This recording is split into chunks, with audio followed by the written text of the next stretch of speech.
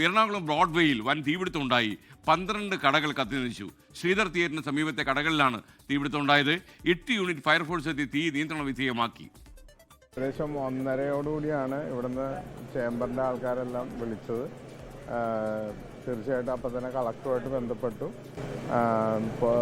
പോലീസുമായിട്ട് സംസാരിച്ചപ്പോഴും തീർച്ചയായിട്ടും ഇത് കൺട്രോൾ ചെയ്യാൻ സാധിച്ചു എന്നുള്ളത് തന്നെയാണ് അറിയാൻ സാധിച്ചത്. ആളപായങ്ങളൊന്നും ഇല്ലെന്നാണ് പോലീസ് പറയുന്നത്. തീർച്ചയായിട്ടും ഇവിടെ എത്തിയപ്പോഴും വേറെ സാഹചര്യം ഇല്ല എന്നുള്ളതാണ് മനസ്സിലാക്കുന്നത്. തീർച്ചയായിട്ടും അത് എന്താണെന്ന് അറിയേണ്ടതുണ്ട്. അത് അറിഞ്ഞിട്ട് അതിന് വേണ്ട നടപടികൾ സ്വീകരിക്കും. മേയറുമായിട്ട് അറിയിച്ചിട്ടുണ്ട്. നമുക്കപ്പം നിതിൻ അംബുജൻ വിശദാംശങ്ങളുമായി ചേരുന്നു. പറയൂ നിതിൻ, ഏത് സമയത്താണ് ഈ തീപിടിച്ചത്? തീപിടുത്തത്തിന് കാരണം എന്താണെന്ന് നമുക്ക് കണ്ടെത്താൻ കഴിഞ്ഞോ?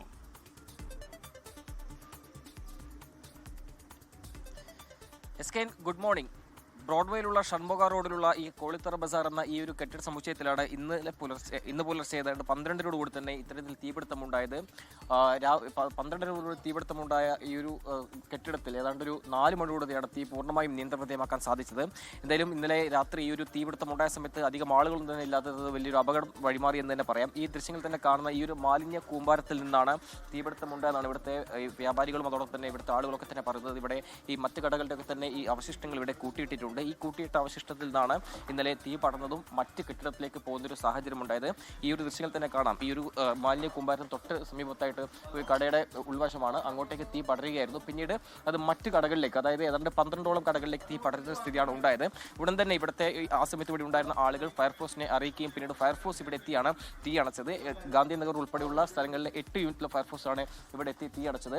അത്തരത്തിൽ ചെട്ടിമല മാലിന്യ കൂമ്പാരം ഏതാണ് മല്ലികുമാരം ഇവിടെ പുതിയ ബിൽഡിംഗ് പണിയുണ്ട്. അപ്പൊ അതിന്റെ ആയിരിക്കാൻ സാധ്യത കൂടുതൽ. അവശിഷ്ടമാണ് ഇവിടെ ഇവിടെ ഉണ്ടാവാറുണ്ട്. അതിന്റെ അവശിഷ്ടങ്ങളൊക്കെ അതായിരിക്കാം.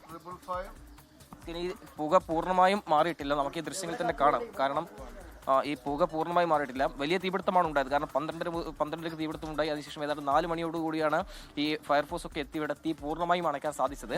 ആ നിലയിലൊരു തീപിടുത്തമുണ്ടായി. പക്ഷേ ആശ്വാസകരമായ കാര്യം മറ്റ് കടകളിലേക്ക് വ്യാപിച്ചെങ്കിലും കൂടുതൽ ആളുകൾക്കൊന്നും തന്നെ ഇതിൽ അപകടം സംഭവിച്ചില്ല എന്നുള്ളതാണ്. കാരണം ഒരു പ്രധാനപ്പെട്ട വ്യാപാര കേന്ദ്രമാണ് ബ്രോഡ്വേ. നമുക്കറിയാം, ക്രിസ്മസ് ദിനത്തിലൊക്കെ തന്നെ നമ്മൾ ദൃശ്യങ്ങളിൽ തന്നെ കണ്ടിരുന്നു. ബ്രോഡ്വേയിലൊക്കെ തന്നെ നിരവധി ആളുകൾ ഏതാണ്ട് പുലർച്ചെ വരെ ഉണ്ടായിരുന്നു.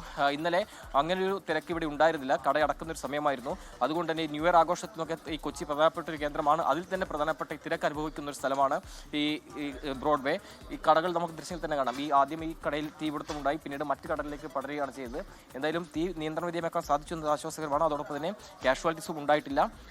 അതോടൊപ്പം തന്നെ എടുത്തു പറയേണ്ടത് ഈ മാലിന്യ കൂമ്പാരത്തിൽ നിന്ന് ഇത്തരത്തിൽ തീപിടുത്തമുണ്ടായി എന്നാണ് ഇപ്പോൾ ഇവിടുത്തെ വ്യാപാരികളൊക്കെ തന്നെ പറയുന്നത്. ഇതൊരു അനധികൃതമായി നിർമ്മിച്ച ഒരു കെട്ടിടത്തിന്റെ ഭാഗമാണെന്നാണ് ഇപ്പോൾ പൊതുവെ ഇവിടുത്തെ വ്യാപാരികളൊക്കെ തന്നെ അഭിപ്രായം ഉണ്ടായിരിക്കുന്നത്. എന്തായാലും ഈ കടയുടെ ഉടമ, ഈ തീപിടുത്തമുണ്ടായി നിശ്ചയ കടയുടെ ഉടമ ഇപ്പോൾ നമ്മളോടൊപ്പം ചേരുന്നു. ചേട്ടൻ്റെ കടയാണല്ലോ ഇത്? അതെ, ഞാനാണ് വാടക കൊടുത്തിരിക്കുന്നത്. ഫാൻസി എന്താണ് ഈ കട? ഇവിടെ നടത്തുന്നത് ടോയ്സ് കടയാണ് നടത്തുന്നത്. ടോയ്സ് ആണ് മെയിൻ. അവരെന്നെ കടയാണ് ഇപ്പുറത്ത് കാണുന്നതും. ഈ ഹാപ്പി ടോയ്സ് എന്ന് പറഞ്ഞ കടയാണ് അവരുടെ. തൊട്ടടുത്തുള്ള ഈ മാലിന്യ കൂമ്പാരം അത് നേരത്തെ ഉണ്ടായിരുന്നോ? അത് കുറേ നാളായിട്ട് അവിടെ ഇട്ടേക്കണേ. അത് മാറ്റാൻ പലവട്ടം എല്ലാവരും അവരോട് ഇവിടുത്തെ ഭരണകർത്താക്കളുണ്ട് ഈ കെട്ടിടത്തിൻ്റെ കുറേ, അവരോട് പല പ്രാവശ്യം എല്ലാവരും ഇങ്ങനെ പറഞ്ഞിട്ട് അവർ മാറ്റാതെ ഇട്ടേക്കണേ.